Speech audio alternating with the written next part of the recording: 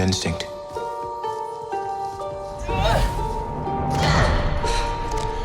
A feeling.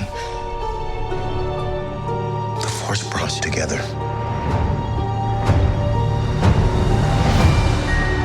We're not alone. Good people will fight if we lead them. People keep telling me they know me. No one does. But I do.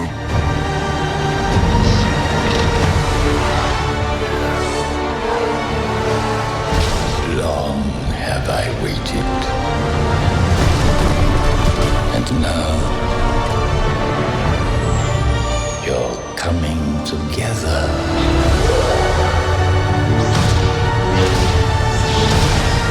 Is your undoing. What are you doing there, 3PO?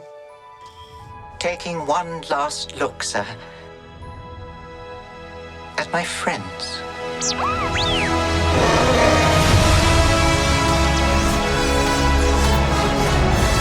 Confronting fear is the destiny of a Jedi.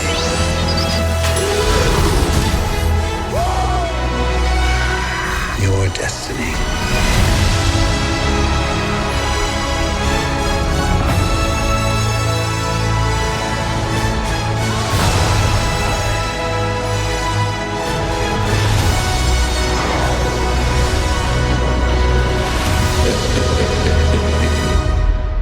The Force will be with you. Always.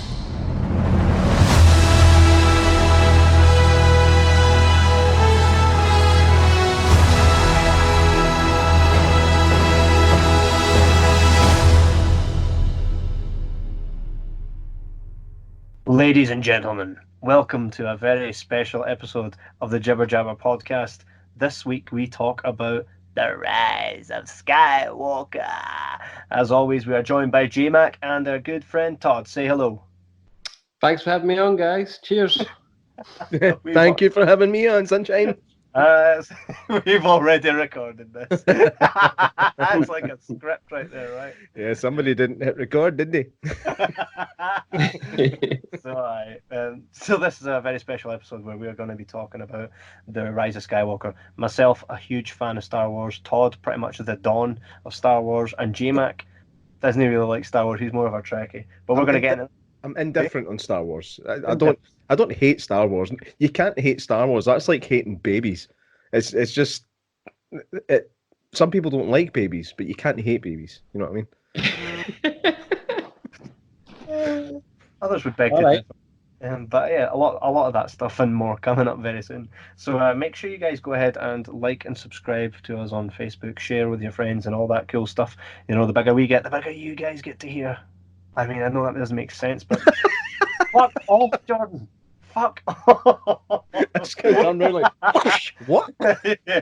The bigger we get, the better it gets for you. All right. Exactly. So before we get in the show, make sure you guys check out our sponsors, Truffle Shuffle. And here's a wee ad for Truffle Shuffle. Oh my god. Say, what's up, son? Oh, all I wanted was a Never-Ending Story t-shirt, but Santa didn't bring me one. Well, Santa Claus didn't go to truffleshuffle.com last year and use JibJab15 when he spent over £20 or more on truffleshuffle.com like you should. That's right, 15% off when you use JibJab15. Exclusive code to the Jibber Jabber podcast. Go now. They have trinkets, t-shirts, mugs and so much more. Everything you could want, from 80s retro threads to Game Boy console watches. JibJab15 at truffleshuffle.com. Go now! Yay, Truffle Shuffle. Yep, so make sure you check out those guys because they support us really well. They sent us some cool Lost Boys t-shirts, but we're not going to tell you why just yet. So let's get into this, right? Let's talk about the Rise of Skywalker. So before we get into it, we're going to recap, the last two of the trilogy. Todd, you take it from here. Okay, so beginning The Force Awakens. Me and you, of course, Kevin, went to see it 2015 now, 4 years ago. Damn. Midnight screening for all of the trilogy. 4 years ago now, man. And it was packed out and it was fantastic. We think we both quite enjoyed it. I know I certainly did. Still probably my favourite of these sequel films. I hope that's not a spoiler. Me too, by the way. Yeah, it was awesome. What do you think, man? I obviously, as I'm not a massive Star Wars fan, I did go into the new ones just with like a fresh pair of eyes. Do you know what I mean? I was just kind of taking them for what they were. But I think because I'm not a fanboy, it can be a good and a bad thing. Do you know what I mean? But I think when I went to see the first one, The Force Awakens, I really enjoyed it. I did. I didn't have like from what I heard afterwards, everybody they were just saying like, oh, it's just exactly the same as A New Hope. It's just different people on the screen. That's what I'd heard after it, but that didn't bother me. I thought it was pretty decent, and so off to a strong start with the trilogy anyway. It was. I really enjoyed that. And we've seen it together in cinema. There was a lot of fan service. Then again, there was a lot of similarities to A New Hope. What I really enjoyed about it as well, though, was the passing of the torch from the original cast to the new cast. And that was J.J. Abrams' input. And as you had told me this before, Todd, that there was originally a plan for 3 different directors. Oh, yeah, absolutely. So I think the plan was for J.J. Abrams to do the first one, like he did Force Awakens. Then it was Rian Johnson to do Last Jedi, which he did. And the last one was to be done by Colin Trevorrow, who was the Jurassic World director. He's done other films other than Jurassic World movies, but that's the one I think that was big at the time. So he was going to be the third director, but they were all going to like work together over a story across the 3 films. And well, I don't know anything about it, I can confirm right now that there's definitely no way that was going on after Force Awakens, because Last Jedi just kind of threw everything out of spin. Yeah, I can totally. You and I kind of are agreed on that. Jordan, what do you think in regards to The Last Jedi as a movie on its own, or as the sequel to The Force Awakens? Where was that for you? Well, for me, the good thing for me is I only seen it last Monday. I thought we had these tickets booked for like the midnight screening, advanced screening of Rise of Skywalker. Fuck, I forgot what it was called. We had the tickets for that, and I was like, I don't think I've seen The Last Jedi yet. So I watched it, and I thought it was all right. It wasn't as good as The Force Awakens. I thought it was all right. Do I have anything? There wasn't anything stand out about it. I mean, one thing I would say is that every one of these films, even as much as I've seen The Rise of Skywalker, I mean, they're beautiful to look at. They're really kind of well put together. Not as well as something else I watched recently, but I'll tell you about that at the end. But no, I was pretty happy. Just in regards to like the movie, like Last Jedi. I mean, I remember we went. Of course, we seen that at the midnight screening as well. It was like what year was it? Like 2017, was it? I don't know. I can't really remember, but I remember a time coming out and thinking, don't know how I feel about that. And I mean, The Force Awakens is a film I've watched plenty of times since, and you watch it and I enjoy it every time. But The Last Jedi, I think I've watched it like twice since I think I watched it once through after I've seen it at cinema. And the most recent time I watched it, like before Rise of Skywalker. And the worst thing I can say about it is I found myself just skipping scenes just to Luke Skywalker. I was like, oh no, we're going to the casino gambling planet now with Finn and Rose Tico. Nah, no thank you. And I just skipped through it and I enjoyed it. I really enjoyed it because I was skipping just to the bits. It's they're a good movie. It's a good movie, I suppose. But as a Star Wars fan, I was looking more for just like, I like that bit. I like that bit. And I think this new one's going to be the same in years to come, but we'll wait and see. Yeah. So, I think, what did you think, Kev? For me, like when we finished watching The Force Awakens, I was proper amped because there's Luke Skywalker. The Force Awakens left you wanting more, right? So when we went to see The Last Jedi, I thought, right, okay, fine. I just thought that had they ended it there, then fine, because I wasn't expecting anything afterwards. I thought, right, you've killed off the big bad guy, right? All right, it's fine, and there's no actual reason for Rey's parentage. So what the hell's that spaceship memory where them flying away, and then the passing it on to the young children. Hope again is, what I mean, kids are filled with hope now. I thought, right, and there was quite a bit of I don't know. I just felt that there was a bit more politics in the second one as well. And then there's the whole Luke Skywalker thing where it just wouldn't be Luke Skywalker. Fuck are you laughing at, Jordan? Nothing to do with you, man. I'm laughing at the fact that I went to turn my fire on and my fucking microphone cut out. There's obviously some kind of short happening when I touched this fire. Wow. All right. The electrics are so good in this studio that, in fact, if I was to do it now, I'd just cut out and I need to unplug the microphone and plug it back in to get life back in it. God, I could see you laughing, and then Todd was kind of laughing, and I'm like, right, is there something behind me or something? Wee Harry's behind you like that. Whenever I see that thing behind you, I'm just thinking it looks like Tom Arnold. Oh yeah, it's a purge mask. It's a purge mask. For everybody at home, we can see each other. I mean, you guys are just listening to this, but we can actually see each other. And as I was telling my, my thoughts there on The Last Jedi, and these guys were fucking laughing at me. So that's minded. That's fine. I'll just sit and fucking laugh when you chat. Mine was completely innocent. I was laughing at my own shit setup. Oh, god dang. So yeah, we actually went to, when we seen The Last Jedi, we actually saw The Force Awakens again because we seen it in a double bill, and we were offered at the Bathgate Cinema to go and see the triple bill, but we're like, fuck that. That's too much, man. Yeah, way too much. I mean, I couldn't sit through a triple belly fucking Peppa Pig. Never mind, like 2 hour films each or 2.5 hour films. That's just, even for a film fan, that's heavy going. I know exactly, because you love Peppa Pig, and if you kind of sit through a triple sitting in as far as I'm concerned, that wee cunt can become bacon. Did you know one thing that did make me chuckle when we went to see the Rise of Skywalker was like the one guy that dressed up. He does that every year, man. He does. We've seen him there every year. You know what?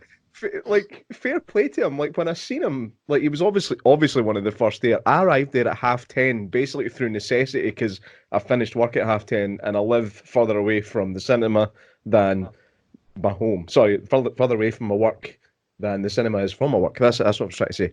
So I get there at like 11:15, and he's already sitting there. He's sitting in the big massage chair outside.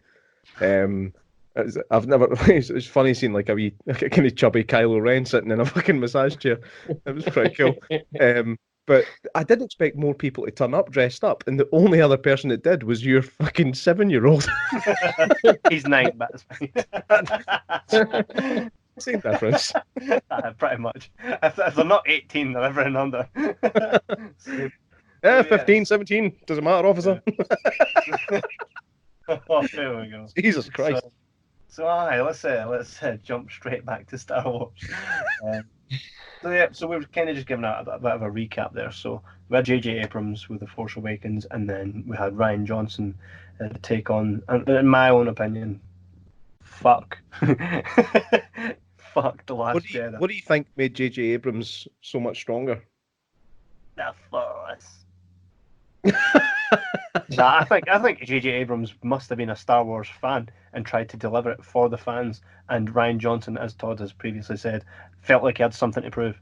That makes him an anomaly then, because obviously he did the new Star Trek film.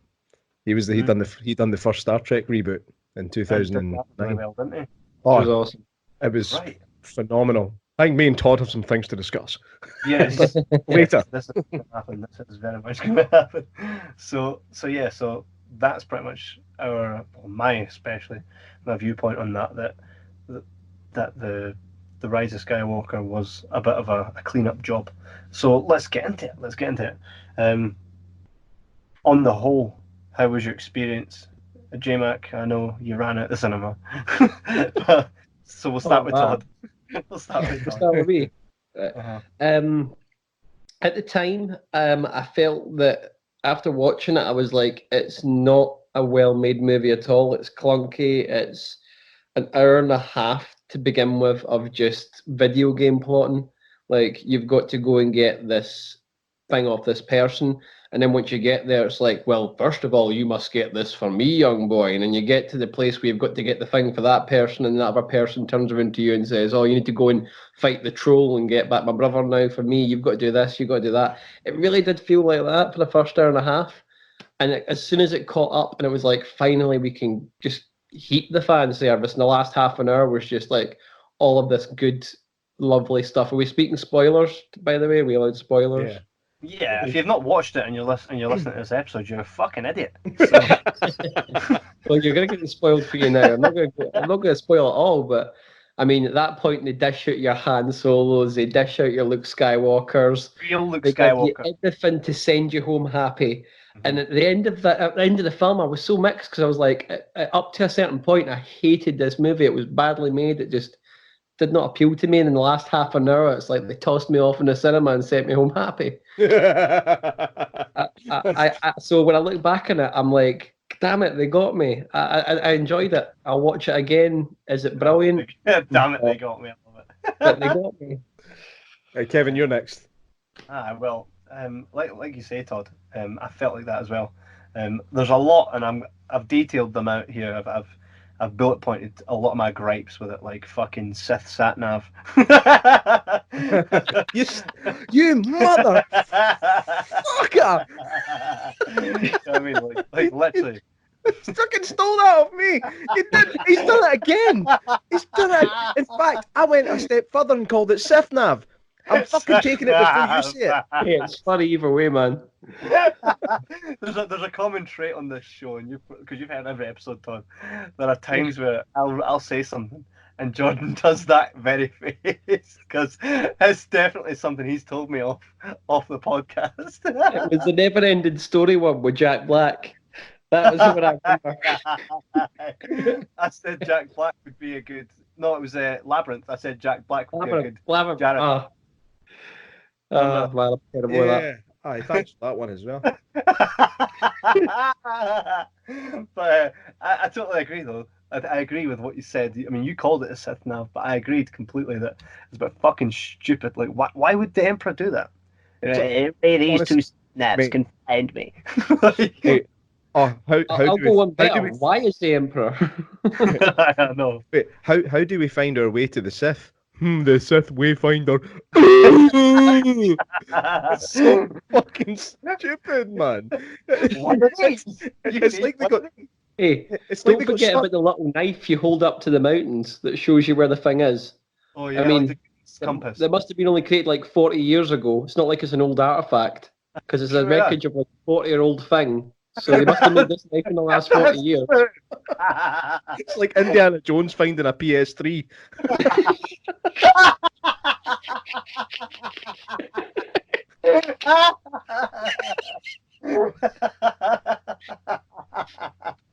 That's so true. That's so true. I mean, like, did it feel rushed that they just didn't think these kind of things through? The Sith nav thing, that was just at that, like, I was already kind of watching the film, you know, with like two fingers on my forehead and one my thumb on my cheek, like, what the fuck am I doing here? Like you said, Todd, I'm actually regretting not staying now with the fact that you said it got better after the first hour and a half, because I think I made it to an hour and 29 minutes and fucking 59 seconds. I was like, fuck this. Yeah, I don't blame you though. I got to the point where I knew I was going to leave was when they were having the fucking Harry Potter fight, trying to keep the ship on the ground, and you know, Kylo was fighting with Rey, trying to stop the ship from leaving with Chewbacca on it. Oh wow, that feels like it was quite early. Well, Yeah. that's when I knew I was leaving, and then I gave it until I don't even know her fucking name, but she was dressed in red, wearing a helmet. She had a banging body, and she went from wanting to kill Poe to wanting them to run away with her within 5 fucking minutes. I don't know if you know anything about women. It doesn't happen. They go from wanting to kill you to wanting to kill you more, and then maybe considering letting you live. And this is over the space of a week, right? They don't go from "I'm going to kill you" to "run away with me, boy." It doesn't work like that. What a fucking stupid plot point. And that stupid wee thing that was fucking about with C-3PO's head. I don't know what that was meant funny. to be. That was funny. It wasn't. That's the thing. There was I knew there was 1,000 jokes made in that film in the first hour and a half, and the biggest laugh you got out of me was this.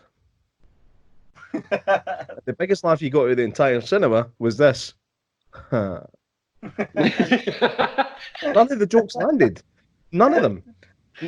Literally, in fact, I was fucking shocked that I didn't hear Kevin laugh, because he laughs at anything in the cinema. He laughs at kids getting killed at cinema. I've been there for that.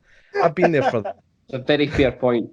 It's like, if Kev's no laughing, it's no funny. There were points that I was laughing, Todd. Am I right? Right, and it's it's that point where like, hey, can you cover this? And then the wee trolling turns just like, okay. Oh, that's right. It was the most random of things. It was. It was the Lando Calrissian talking to the wee aliens, just like, cover me. And it was like, oh, and you tell that killed you. Why? Did you know what else? See the wee guys that were dancing in that new civilization place? The planet Wait, that I think we're talking about the same scene here. Credit, right? Sorry. I think we're we talking about the same scene where they arrive on this planet, and it's like fucking Mardi Gras. And again, at that point, I was like, I am close to leaving. I am fucking close. And then you know what's funny about that? It won me back for a wee second with how cute the fucking native kids were. The wee kids that were sitting, they were really cute. I was like, oh yeah, I hate this again. What's funny about that is you hated that scene. You're like, I'm close to leaving, but next to me, I had a 7-year-old and a 28-year-old who are sitting there with wonder, going, "This is great." They're dancing and laughing. This is great. I loved it. I thought, all these guys fucking don't need a party, man. They're all like, him and like going back a little bit in the film, like it was pretty near the beginning, and Rey is going through her Jedi training course thing, and I found that so boring that I thought the similar Tomb Raider scene was better than that. It was quite like. I think that the whole point in that was like, look, she's been doing Jedi stuff. She's stronger now, right? Yeah, I think I said to you on the phone, so I'm going to say this before you do. I was maybe going to leave this comment till later, but there's no telling when you're going to fucking steal everything. The way I was looking at that film by the time I left is it was like a badly written Harry Potter in space, and that's how I felt about it when I left. There was just too much magic. There was too much force going on. It's the one thing that Star Wars always had going for it was obviously special effects. It was way ahead of its time when it came out. It kind of kept ahead of its time, and then for some reason in 1998 they released a fucking computer game and tried to pass it off as a film. But I was watching it going, these effects just aren't really up to scratch at certain places. Like all the stuff at the beginning. I love that shot with Kylo Ren when he basically kind of scraped his saber kind of along the ground past the camera. Beautiful shot, looked really good. But anything that was during the day, I just felt looked really fake. Especially like the speed racer thing chase scene that they were in. It was like no speed racer. What do you call them? Pod racing. It was like a pod racer thing they were in. Mm-hmm. Or some kind of transport thing, but it was Poe and Rey and Chewie, and they were getting chased by. Although I did laugh when they burst the stormtrooper's jetpack thing, and he fucking flew into the mountain. I did giggle at that. That was pretty funny. But I just found the special effects just kind of not quite up to scratch for a good chunk of the film. They say that really bothered me. I get lost in movies sometimes where I don't really tend to pay attention to the special effects unless it's something like if you go back and watch Shrek. Whoa! That's when you realise. What do you think of special effects, Todd? Well, I think what Jay's saying holds water, because I don't know if you guys have read much about like this film before it came out, but apparently this like went through test audiences, which is something a Star Wars film never ever does. And there's like 3 different cuts of this. Apparently, they were editing it like 3 weeks before it came out. There were 6 different endings Never a or good something. sign. Never a good sign, by the way. Yeah. I mean, too many cooks in the kitchen and just unsure of what fans are going to like and going to want. And the whole film had practically leaked like about a week before its release. So a lot of people went into this film, myself unfortunately included, thinking that this is probably going to be the finished product. And within half an hour, I'm watching the film unfold going, damn it, this is exactly what I've read. And you know what? That actually might have been the problem I had with the first hour and a half. I don't know. I mean, it was better. Don't get me wrong. Because reading it on a web page in comparison to like watching the actual film unfold, watching the film unfold is a much better way to do it. And I wish I'd went in blind because I might have been able to form a better opinion of it. But I don't know. Well, But yeah, that it had lots of production troubles from what I read, and it's quite fascinating. If you want to know more about that side of things in filmmaking, it's actually probably quite a good case study and will be in years to come as well. So Good point. So we'll actually kick off this part here talking about the movie itself and the story. So the movie opens where we see Kylo Ren. He's been summoned almost verbally to an underground thing in a place that... Did he use the Wayfinder? He did, didn't he? Did he have the Sith nav? Yeah, he does. He did. So... Sorry, he had one of them because there are only 2. oh, that's right, yeah. And you have to find the other one. So he took one of his Sith navs, jumps under a big rock to a place where like Palpatine is back. He's not dead, right? But before we get to that scene, we see a lab full of fucking Snokes. Now, what the fuck is he going to do with a lab full of Snokes? What was the purpose for all the Snokes? I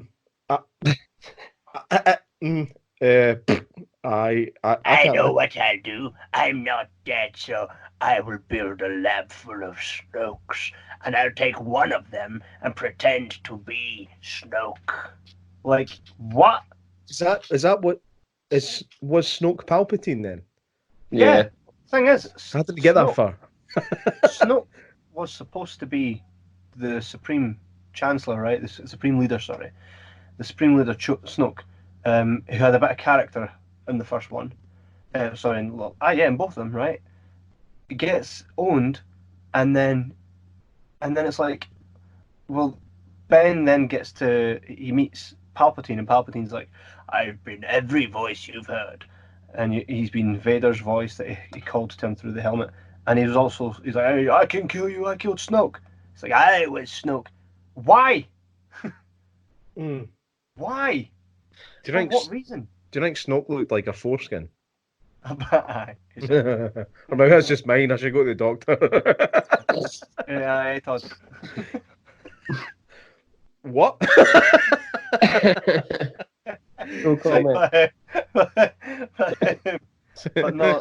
Did you just throw Todd under the bus in some way and I've missed it? Aye, it's fine. But Snoke, right? Snoke, what was the purpose to anything that Snoke done? Like, Mate, you're asking us. We don't have a fucking clue. Right, let's try and formulate a reason for this, right? So Snoke's like, you can't betray me. I see. So Palpatine should have at least been like, right, so you know all that stuff I taught you as Snoke? Well, that's because I was hiding, because I was ill as fuck, but still strong enough to be powerful than most people through some vessel that I've made in a lab. Right? It's so stupid when you say it out loud. Right? I'm in hiding because I'm so weak, but I am still stronger than everyone, so what's the point in hiding, really?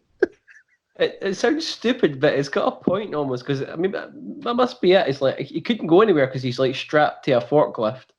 Because he's just sitting there strapped to the forklift for about 80% of the movie until the last 5 minutes. But if that's the case, he's like sending it to somebody just to set him up so he can get to the position where he is in this film, maybe. But I like the fact that if that's the case, what he is doing, he's like, see, when we're making somebody, right? You know, make them not as good looking as me, but you know, like make them similar enough that people will know it's maybe me. Don't make him a good looking son of a bitch. You know what I mean? Yeah. On the whole Palpatine thing, it was one bit of the film I thought was actually pretty cool was his introduction. Now, I might only think it was cool because I'm not a big Star Wars guy, but he looked fucking scary. Like at the start of the film, like you could have taken a lot of his shots straight out of a fucking Japanese horror film. Yeah. I thought that's probably the scene at the start.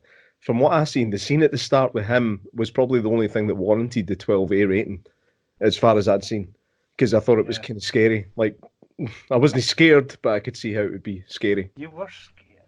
All right, man, I was shaking myself. So was Palpatine, man. I don't think he's actually went to the toilet himself. And it was the like. What am I? I'm getting the point I'm getting at is I thought like, and you described it perfectly, Todd. I didn't think about it this way because I'm not a gamer, but you're right. The whole first fucking hour and a half was just finding stuff to get places, like you do in a computer game, and that's probably the main reason I don't play computer games anymore. I stopped playing games after fucking Sonic the Hedgehog because I like to just run in one direction and try and get to the end. That's my that's how I like my games to be. The first time I played a game where you had to go backwards to somewhere you'd already been to pick something else up, I was like, nah, Mary here, mate. Fuck off. I'm fucking done. I fucking been here. It's like, look, there's the guy I fucking killed earlier. I've fucking been here. So, I'm not a gamer either. Why am I on a fucking geeky podcast? Geeky? Quite often, like obviously we talk about movies all the time, and quite often we'll talk about other things, like you'll bring up video games and stuff, and I'm just sitting here like, what? I did totally get that. I think it's part of the magic. It's part of the force that this podcast has. But yeah, what Todd said was right. I think there was just too much kind of running about looking for stuff and that Sith Finder fucking thing, and then the dagger. And C-3PO was like, "Oh, I know what it says, but I'm not telling you." What was that all about? It was just another way to draw it out. And then they had to do the whole fucking Terminator reset on him. It was just lazy. It's fine. R2 had a backup, a system backup. They go to that very. I'm going to use the phrase. You ready? Daddy, aye. Yeah, it turns out R2 actually had a system software update that he could plug into C-3PO and give him back everything. Do you know what I think was nice though? When C-3PO looked at his friends and goes, "I'm taking one last look at all my friends." It's because the guy that plays C-3PO said that this is the last time he'll do it. So that was a wee reference. Although I did actually quite like that wee moment. I will say, I will confess to quite. I was like, that's a bit sad. Were you screaming? No. There you were. No, I need to be emotionally. That gets you. I need to be emotionally invested in something to start screaming. So let's get to something that Todd, you know how I feel on this, right? So Rey is Palpatine's granddaughter, right? Who's shagging Palpatine? Right! Who fucked Palpatine? Well, it was fucking one of yous. Disgusting!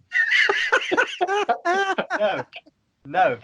Let me just tell you a conversation I had with my wife, right? So I had this conversation with my wife earlier.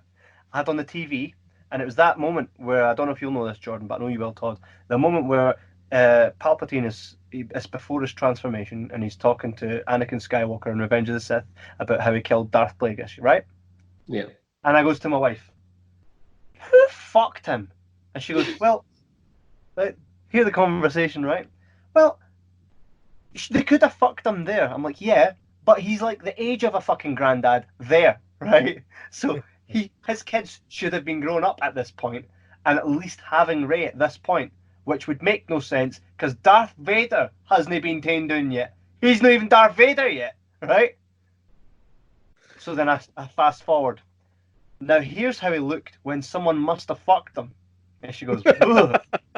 Then she goes, Well, to be fair, I am out and about sometimes, and I see a fucking right munter with a kid and go, "Well, someone's fucking shit." It's so true. And by the way, have you ever noticed that munters have got the most kids? Right.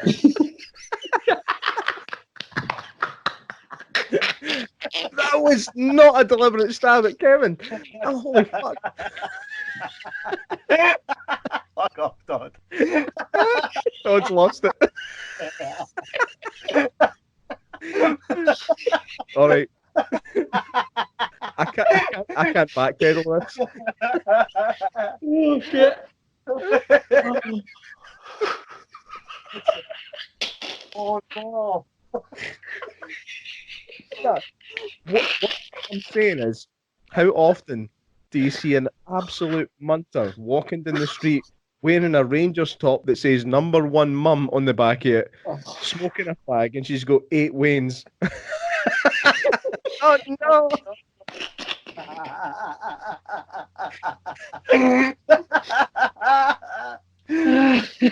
so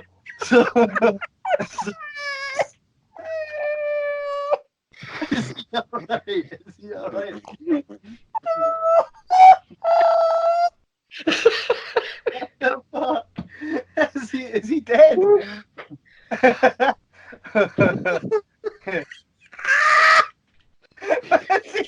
Is he laughing at? And then So yeah, someone fucked Palpatine, right? Here's what I just can't get as well. He didn't raise no goddamn kids. Like, and it shows you the clip of them like trying to hide Rey. They look very natural and normal. Like the evil galactic fucking supreme motherfucker. Right? That's what I am. It says here on my badge, Supreme Galactic Motherfucker. Motherfucker. 3 stars employee of the week. right. The most evil motherfucker in the world who like has destroyed planets like at the shot of a gun, right? Mass genocide. Doesn't he raise normal kids? Right? Yeah. Right? And then doesn't have a granddaughter. Nah, I'm not saying it. Go and someone try and bridge this for me. Try and make sense that this motherfucker, who was dead at the time, he probably had kids. How the fuck does he have a grandchild? It's the fact he kind of knows about it that kind of pissed me off. I was kind of like, well, if you did, you certainly didn't know about it until at least you were like, oh, I felt something within the Force, because that's what I can do. But Force Awakens. No, but I don't think it was like that though, because he was quite aware that his son and his daughter-in-law, I suppose, were going to be offed later. I don't know. It's you know what, mate? It really doesn't matter. The filmmakers don't want you to care. They don't want you to ask questions about this shit. when you're that's the problem though. I think because of the normally with science fiction films, there's some kind of grounding in actual science.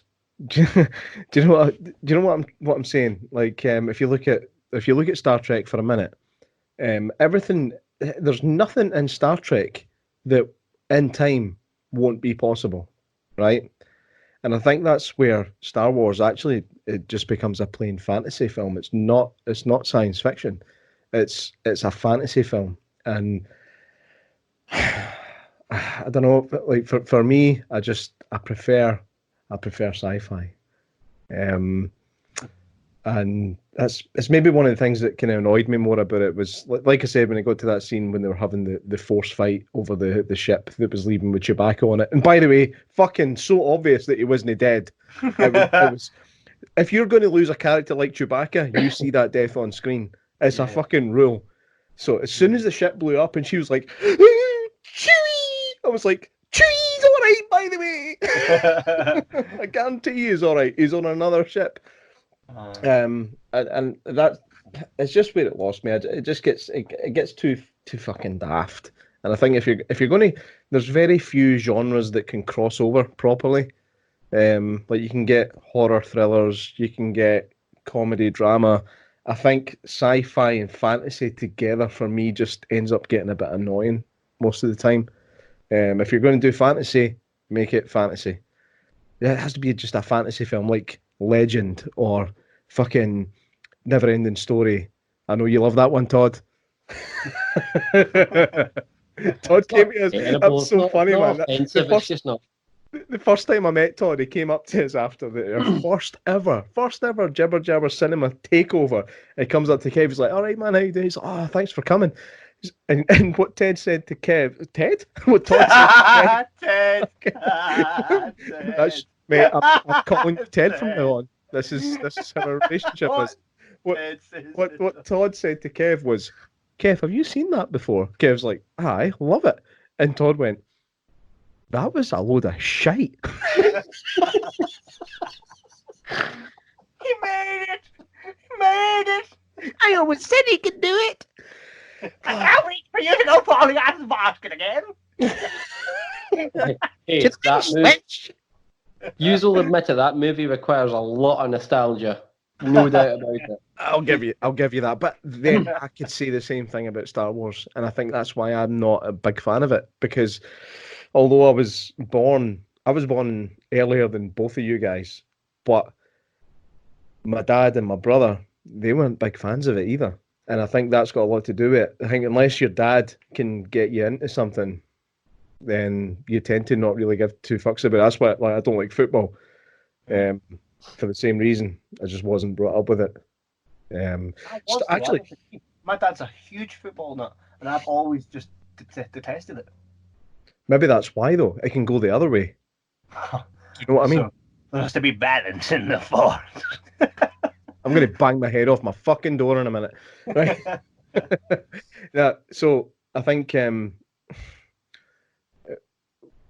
because my dad wasn't, I mean, he liked it, but my dad was always, Todd, my dad was always a Trekkie or a Star Trek fan.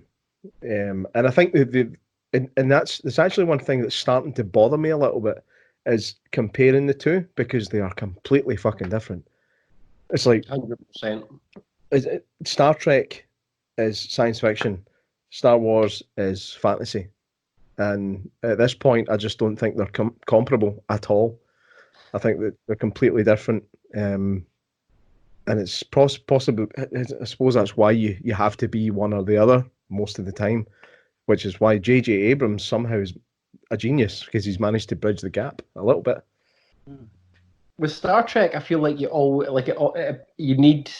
It's not you need it, but I think it demands your attention a little bit more because it's really clever and the dialogue's like much more complicated than it is in Star Wars. Yeah. Star Wars is just like a switch your, not always, but switch your brain off type thing. But with Star Trek, I don't even the worse, like the more poorer Star Trek films as well. I wouldn't say it's a bad Star Trek film, but even the poorer ones are still demand your attention. Yeah, they're all still clever in their own ways. We don't speak of the odd-numbered movies. That's true, by the way. Star Trek 1, 3, 5, 7, shite. It's only this. Yeah, it's so funny. Did you ever see that cartoon they did, where it was Picard having an argument with Darth Vader about why one was better than the other? It's so fucking it's so good, man. It ends up that the Enterprise blows up the Death Star, and then fucking Darth Vader floats by the screen of the Enterprise and goes, "Your special effects are lame." Right? And then Picard goes, "That's not the point." And then he floats by again and goes, "Yes, it is." It's fucking great fun. You need to see it. It's really good. Anyway, back to the point in hand. That's why they call me the Tangent Man. The Tangent Man. You call yourself the Tangent Man. Gosh. For those of you that don't know, J Mac and Todd will be doing their very own episode on the Picard series and Star Trek alike. So you guys that really like that stuff can look forward to that. Me, I don't even know how they spelled Star Trek, so I'm going to set that one out. But yeah, so back to Star Wars. STARTRECK. Write that everywhere. Wow. I know it ain't that, boy. So I fucking somebody fucked Palpatine, And we're not leaving here till we find out what one is that fucking done it. You just begged me Star Wars. That's awesome. so That lassie got born and no cunt leaves here till we find out what cunt did it. Oh, so yeah, I think for that, like that, come on. I would have preferred that if you're going to bring Palpatine back, just have him come after Rey because she's powerful, not because she's related. She doesn't have to be related. It makes no fucking sense. It'd make more sense to have him just go, I feel that. Come here. And here's another thing.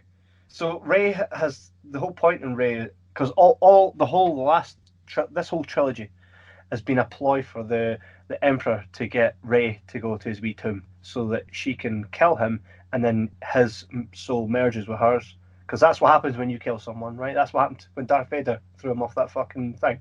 Their souls merged, right? Getting a bit Highlander at this point. So their souls merge, and what will happen is he will then share the vessel that is Rey. So he's like, kill me. I think there are better ways of getting Rey to come to your tomb. Rather than like fucking with Kylo Ren's head, why not just fuck with Rey's? Because they cut out a lot of shit, right? Because it makes for a shorter film. It's like, oh, listen, by the way, just so you know, this Rise of Skywalker's looking at being about 45 minutes long. We need to sort this shit out. Right, but the other thing, right? And here's what doesn't make sense.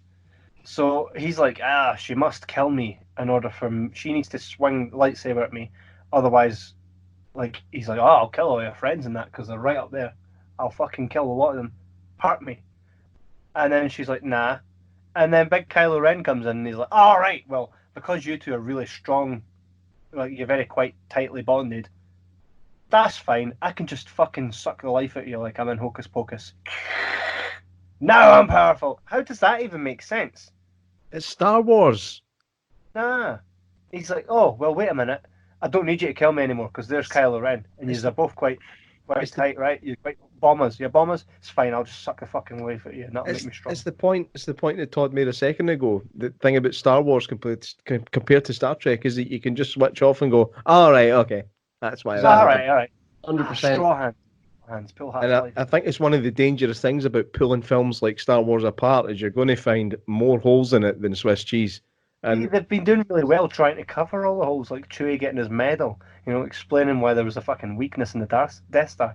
But now all they've done is create more potholes. It still doesn't explain why Chewie didn't get a medal in the first one.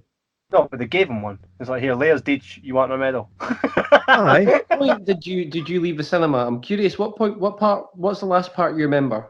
The last part I actually remember is that fucking banging hot lassie with a mask telling Poe she wants him to run away with her. That's the last part I remember. If she's got a face like Susan Boyle, I would laugh. Mate, she got a face like Susan Boyle and an arse like something else. But no, she was very attractive. But I was going to say something really bad there. I'm not going to say it. But no, that's the last bit I remember was them pretty much leaving that planet. Right. So I'm I've only seen it the once. I'm trying to pinpoint, okay, where are we with that? So Palpatine's a shagger. He's Shagger. So let's call him Pumpatine for this point on. he's wanting Rey, but Rey and her band of pals are all looking for this wave Sith sat-nav, as you call it, to find Palpatine. They should have just asked Palpatine's ex. I should be willing to give up to just say, he owes me child support, the prick. Prick went off and fucking started destroying the galaxy. Wanker. You got it. So, hey, baby, you got any ex-boyfriends I should be worried about? It's like, oh, only Palpatine. It's like, what is he? Is he a bouncer or something? It's like, no, He's like a proper Sith. It's like, where is he? I don't know. You need the fucking Sithy sat nav.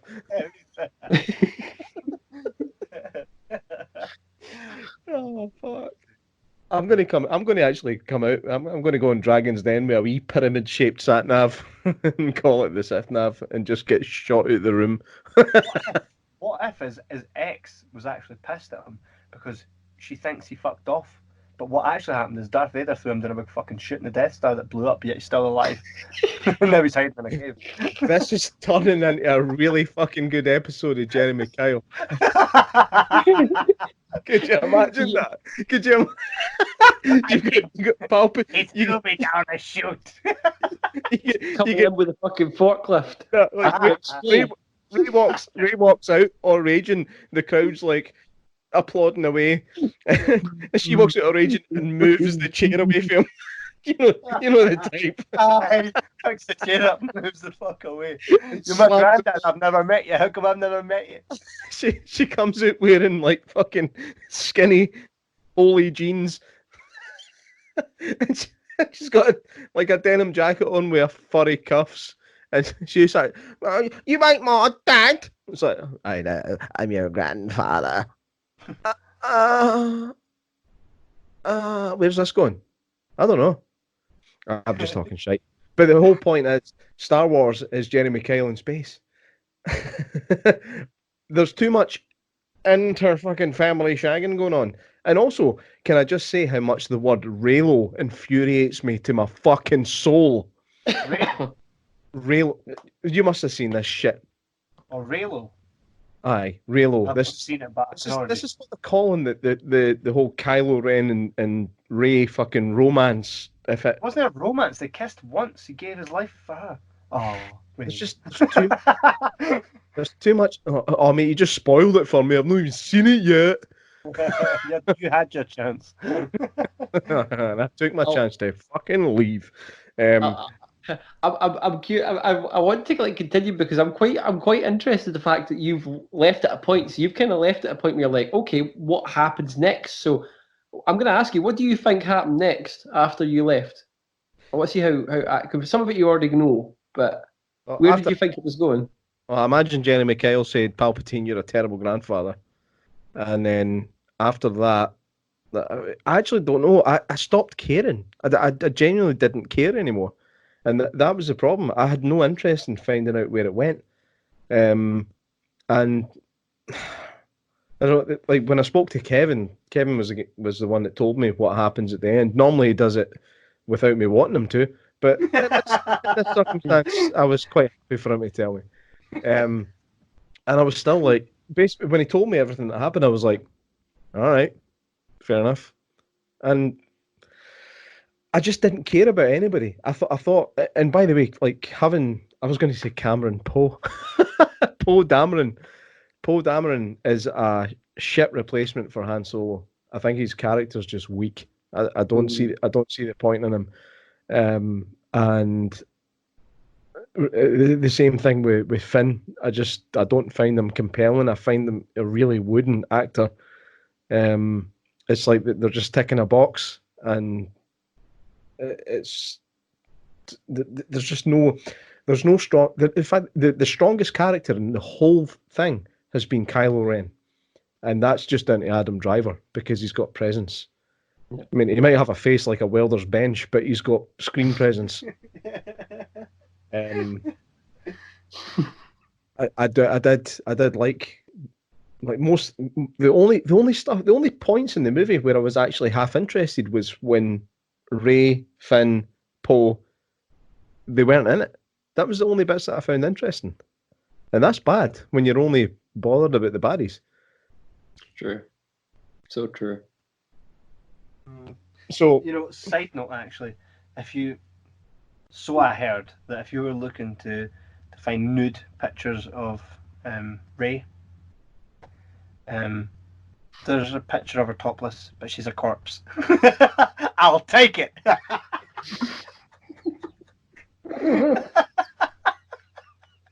She plays like a corpse and taggart or something with it, like doing like a it's like you know, what's that word? You know, when the Cadaver. No, before they cut you up. At autopsy. Yeah, it's like that. She's on the autopsy table. She's completely nude. I'd imagine she's quite kind of fried eggy. Still would. Even if Oh, you was dead. She's beautiful. She reminds me of Keira Knightley. I think I said that night actually. She does remind me.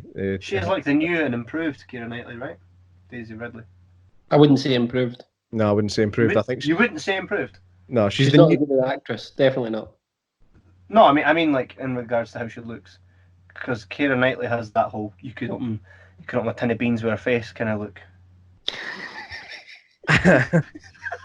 I think I like that, man. If she can open a tin of beans with her face, imagine what she can do to your willy. Oh, there's so many girls listening to this going, I'm not listening to you anymore.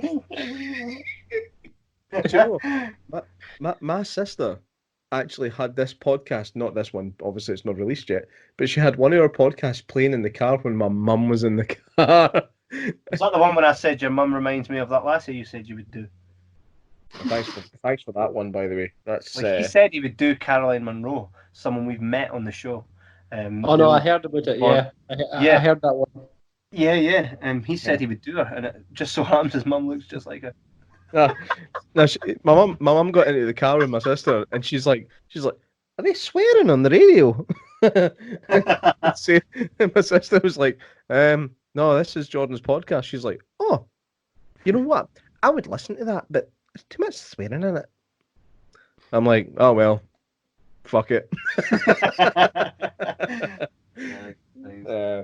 So, what do you think about the backlash actually with this movie? I seen on Twitter a lot of people giving it all the old stick because Rey, she's only doing everything she can do to satisfy a man and all this crap. Did you get any of the sexism from it? I'll let Todd take this one. This is the problem I've got with it, right? Because as soon as we left the cinema, I was like, yeah, this film's going to get pasted. Not as pasted as Cats, mind. I think Cats is taking a lot of heat off it. but yeah, I mean... It's almost like Brexit and Prince Andrew. That's the scenario. It's like, right, Andrew, we need to take the attention off this shit. I mean, I think with any sort of fan base that is the size of something like Star Wars and is as rabid as, you're never going to please everybody. You just can't. The Force Awakens, I feel, was like a fantastic reboot for a series that made the company lots of money and pleased a lot of people. But then there was a lot of people who were like, it's too similar to the old ones, blah, blah, blah, blah, blah. Then Last Jedi comes out, is completely different to all the Star Wars movies that came before it, took lots of directions that the previous ones didn't go, which you probably would think would please the people who had problems with The Force Awakens. No, they fucking hated it even more, apparently. And the people who liked The Force Awakens didn't like that movie either. You can't please anybody. You can't. You know, it just goes to show you that, like you're saying, you just can't please people. There's always going to be some idiot with a voice that manages to gather some kind of following. Like they say, oh, it's too similar to the original. Okay, we'll do one that's a bit more similar to the original. Oh, sorry, we'll do one that's totally different from the original. No, it's too different. What the fuck do you want, you fucking fat, specky, virgin fuck? What are you wanting? What are you actually wanting? By the way, I say this as a fat, specky virgin.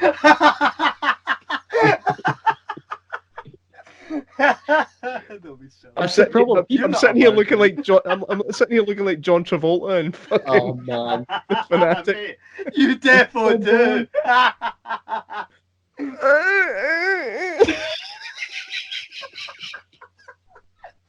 I can't talk long. Gotta poop. Poop. Is it poop? Look at his hair. Right. What's terrible about that, right? I enjoyed The Fanatic more than I enjoyed Rise of Skywalker. Me too. I did. Totally enjoyed that more. For all the wrong reasons, but I enjoyed it nevertheless. We are going to do a watch along for this, by the way. It's happening. We have. In fact, Kev, you've not seen it yet, have you? I've seen. I think I fell asleep watching it, so I've seen quite a bit of it. I don't know how you fell asleep watching it. You've not watched it. It's literally the most unintentionally funny film I've ever fucking seen. It actually beat The Room for me. It actually beat The Room for silliness. Yeah. The fact it's John Travolta doing it as well, and it's directed by Fred Durst. It's just so many things, man. Yeah, so this is happening. So let's go back to Rise of Skywalker just for a minute. I think I've kind of worked out where we are on it. I think I hated it, and I'm not arsed about seeing the rest of it. Todd, you liked the way it finished, but you still think it's kind of poor based on what it was From a up until. filmmaking standpoint, it's not a good film, but it still does enough for me to be like, I'm happy that it's there. It could have been worse, so much worse. Kevin, I still actually don't know, because when I said to you, like, I texted you saying, listen, man, sorry I walked out. Thanks for the invite. I'll catch up with you soon. What you said to me when you texted me back was, it's cool, man. I can't defend it. I'd like to know what your final standpoint is on it.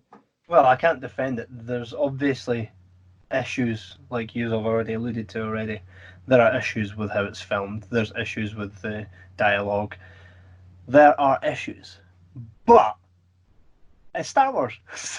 So I can't apologise for it, and I can't defend it. All I can say is it is what it is, and I understand why people walk out. I understand why people don't like it, but I also understand why people like it. That's like folk going, fuck it, he's OJ.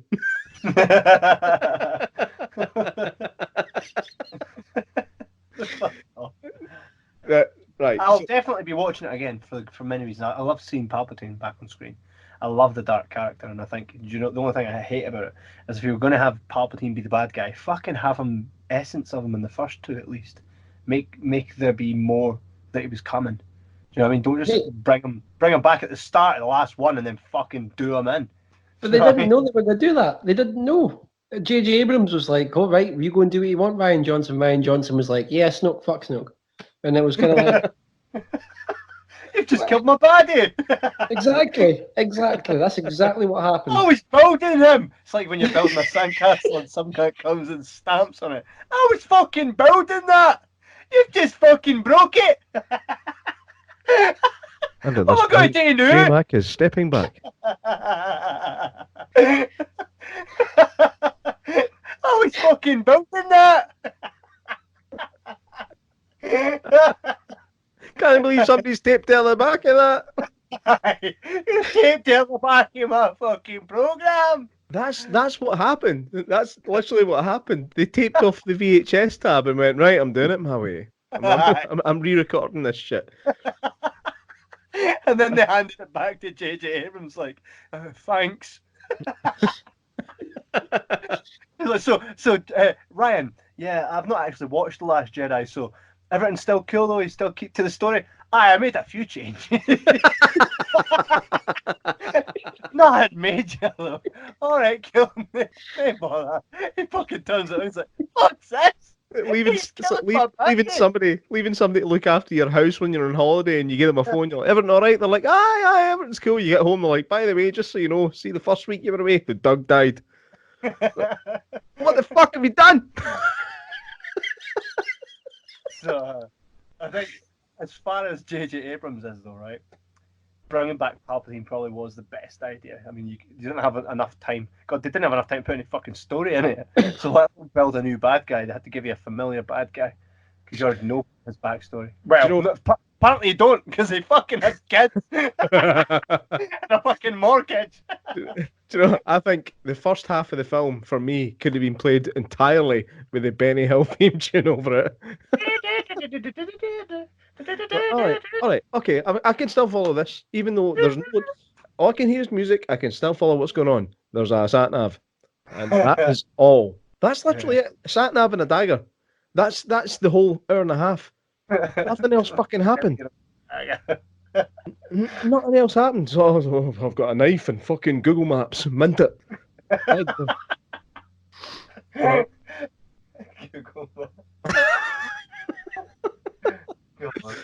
I will probably watch the rest of it at some point. but I'm not fucking paying for it. So once one of you guys buys it on DVD and gets fed up with it, I'll take a wee shot. Sorry, I know you're going to get it on Blu-ray, DVD. What am I saying? What am I saying? So out of 10, Kevin. I think I rated it like a 6, and that's only because of the fan service. Ted. I've got my first initial mark was a 5, but I think 6 is fair because when it was good, when it gave me my Luke Skywalker moment, what The Last Jedi didn't give me, when it gave me the Han Solo the really Han Solo closure scene with Kylo Ren was really good. The highs are so high, but the lows just drag it down. So I think 6 is fair. Yeah. Mm-hmm.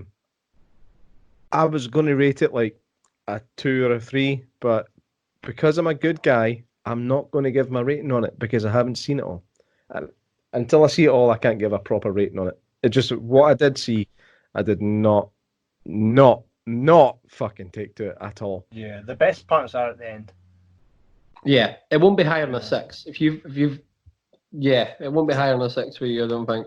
See, this is where I've got an issue. You can have a film where the end is where everything comes together and it's perfect, but it has to be still interesting up until that point. Like you can have a film that's a slow burner, like it does take an hour or an hour and a half to put everything together, and then for your last 30 minutes, you're just bombarded with awesome, and you go, "Fuck, that was a fucking great film." But with this one, the lead up to where you say it got good was just so bad for me that I had no interest in seeing the end. And the only reason I now know what happened at the end is, like I said, I spoke to Kevin about it and I asked him. Most other people that I'd asked to tell me what happens, like that have seen it since, they're like, "I'm not telling you, I was spoiling it." Kev's like, "I'm fucking telling you." Well, that's bad. Todd told me the fucking plot before we went to see it. Did you? I'm pretty sure Todd did that to you with Terminator as well. Yes, he did. He did. Yeah. So I've Yeah, actually. but that one I don't think is as bad because that Terminator was Grateful. the first 5 minutes destroyed Terminator 2, so fuck that. Absolutely. I did kind of enjoy it, but that's a conversation for another time. Although, did you guys know, by the way, did you guys know that Linda Hamilton was married to Jim Cameron? Aye. Yeah.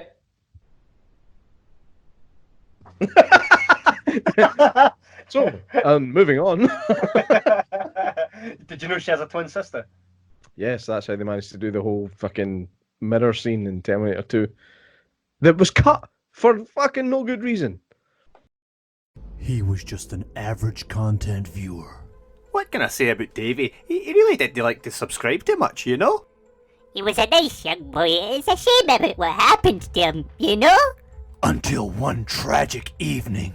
Put it this way, David would neglect the subscribe here buttons. Yes, it was a quiet town until that tragic evening. Nothing like that ever happened round here. We have it on great authority that young David was mutilated by a pamphlet containing the words "subscribe here." It is not known exactly where this pamphlet came from at this present time, but police are looking into it. Don't be like David. Subscribe to the Jibber Jabber podcast and avoid death. I mate, what is I can't somebody right, and he didn't subscribe to the Jibber Jabber podcast, and a chopstick fell in his eye.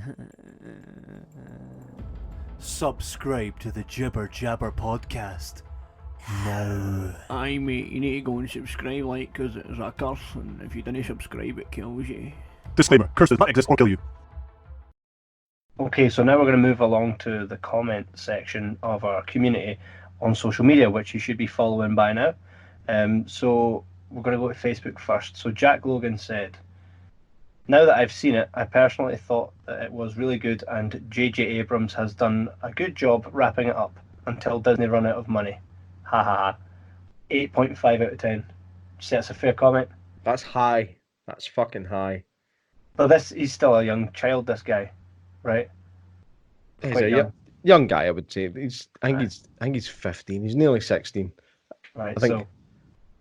so Yeah, that's just 15 how he year old feels, you. man. I mean, JJ does deserve credit for at least wrapping it up in some sort of way, I suppose. Yeah, that's something we haven't actually touched upon, was the fact that he did a good sweep up job. Do you know? I think the time that it took him to sweep up the shit from the last one to kind of get it back on track to where he saw it going. Do you know It took a lot of time from his story, and that's why we got the end of it. Yeah. Why not sweep it up like a limited Netflix series? Why try and sweep it up with a film that clearly didn't have enough time to do it properly? What you'll find though is sometimes well, there's that, but sometimes they go back and then they just slip a wee TV series in between, like Mandalorian kind of thing. Well, that was what I was going to say earlier on with the whole. Like I started watching The Mandalorian. Unfortunately, I was too tired. I didn't finish the first episode. But from what I've seen, it was fucking gorgeous. Certainly in comparison to the film that I just seen. The way I described it to Kevin was that it reminded me of Blade Runner 2049. You get a major sense of scale.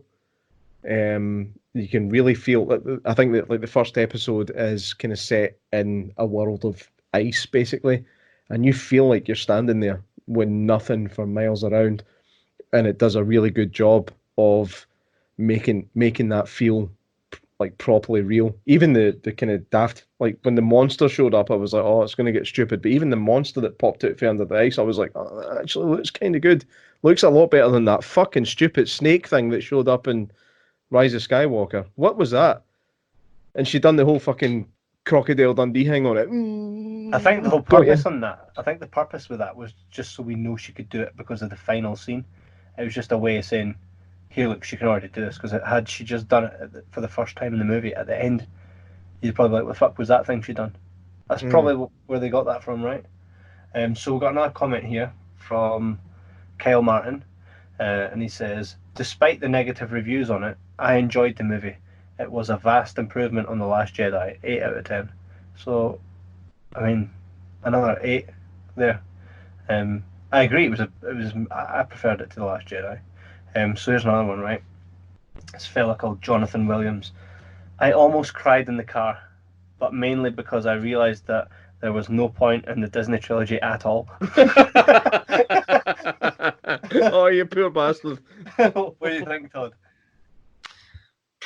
Well, you know, And erase it. he's kind of spot on. When people look at this now, the prequels have more of a purpose than the sequels, to be honest. And people hated the prequels, so Don't know why. I'll always defend them. suddenly Phantom Menace is sitting there with a cigar in its mouth going,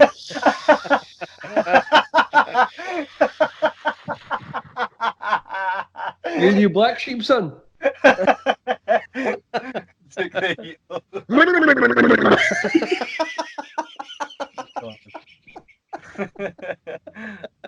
we have another one from AC Dean.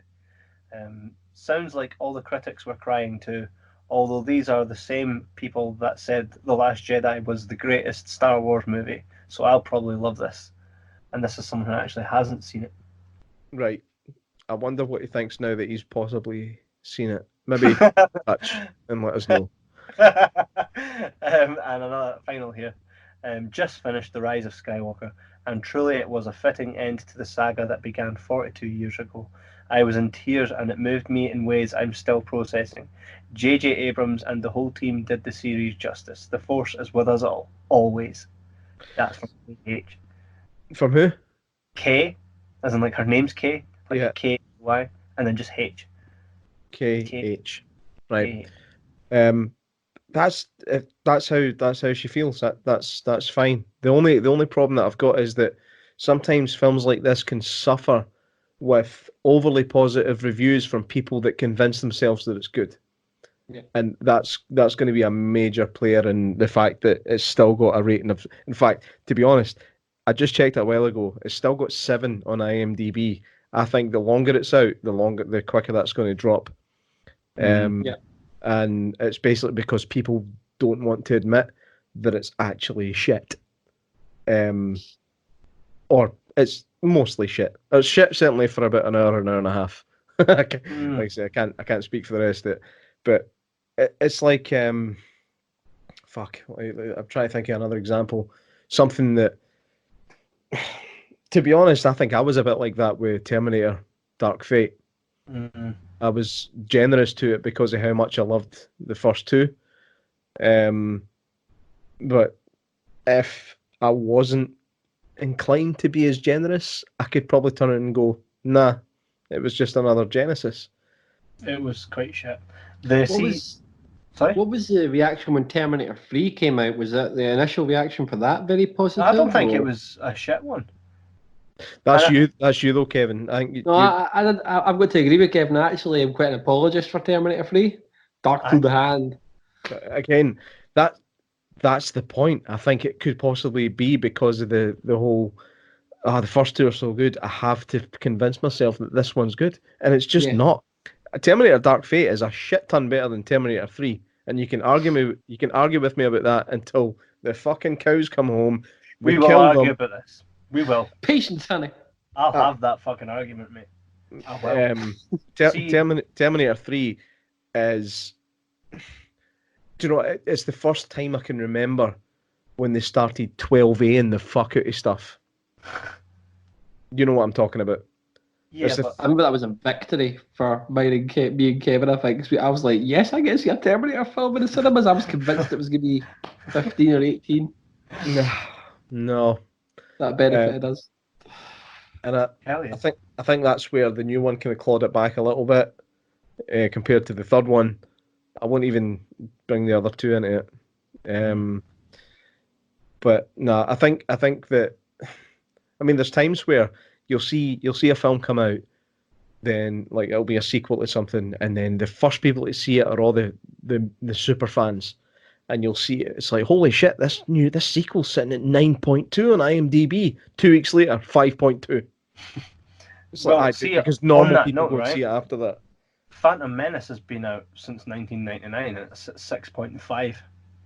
So it's not quite the hammering that everybody get. You know, the perception of it isn't as bad as what the actual rating is. Maybe it went up since the Rise of Skywalker came out. Possibly. I'm rating that a 10. I mean, does any one of the three years think that was a good film? Phantom Menace? Yeah. I enjoyed it. But you were a child when it came out. I enjoyed it last time I watched it. But see, now it's got the nostalgia factor for you already as well, and that's going to add some points. What you're saying is we're finding reasons to like a fucking movie. Yep. Yeah. And the reasons are all in that movie. No, the reasons in your mind. So that came out when I was a kid. It's like Todd's thing with the never-ending story. We love it, but Todd's actually probably got a more accurate opinion of it than we have. It probably actually is a load of shite, but we just love it because we grew up with it. And actually, if you take a step back and look at it, it is actually kind of shit. Not a lot happens in it. It's like, oh, boy wakes up, dad's a dick, goes to a shop, reads a book, well, the book comes to life. Other wee guy, clearly fucking Indian, rides a horse, loses horse, rides a dragon, fucking goes through a mirror, fucking saves the world somehow. You know what would have made? You know what would have sped that the fuck up if he had a Sith nav.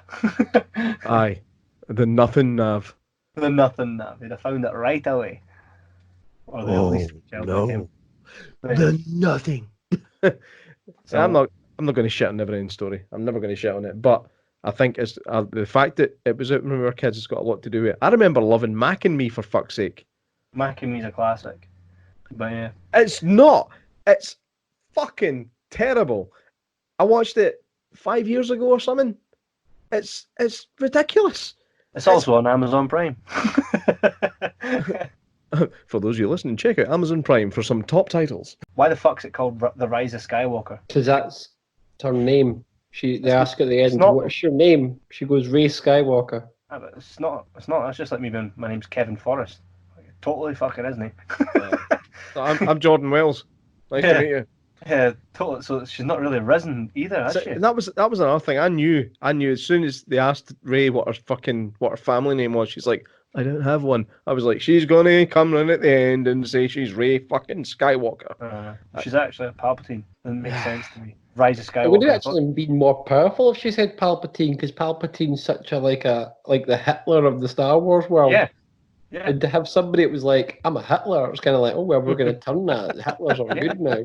Yeah, that would have made more sense. But just to the Rise of Skywalker, The Rise of Hitler. really though, like Revenge of the Sith, I get it, right? I get it. Yeah. But The the Rise of Skywalker, no, you're not really risen. But, do you know what I mean? It's very anticlimactic to give it that title. Would you agree? Hey man, J.J. Abrams is sitting there somewhere reading all these reviews and listening to these reviews and just going, fuck it. I don't give a fuck. You don't know what I had to deal with, man. It's as simple as that. So, They did the best job they could do, man. Yeah. George Lucas is sitting like this. They fucked it.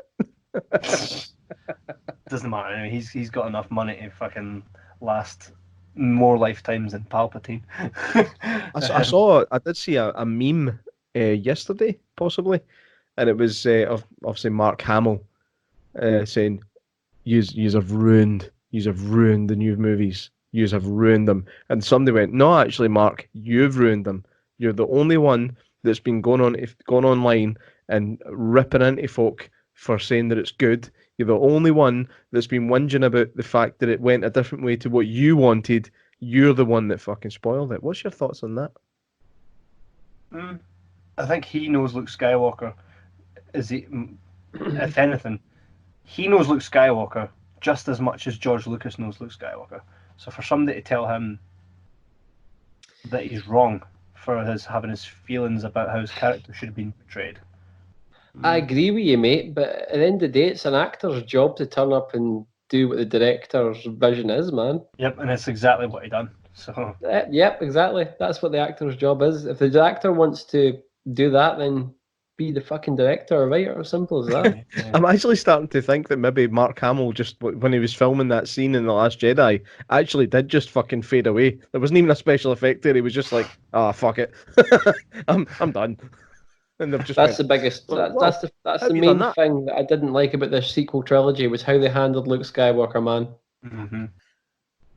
Possibly not.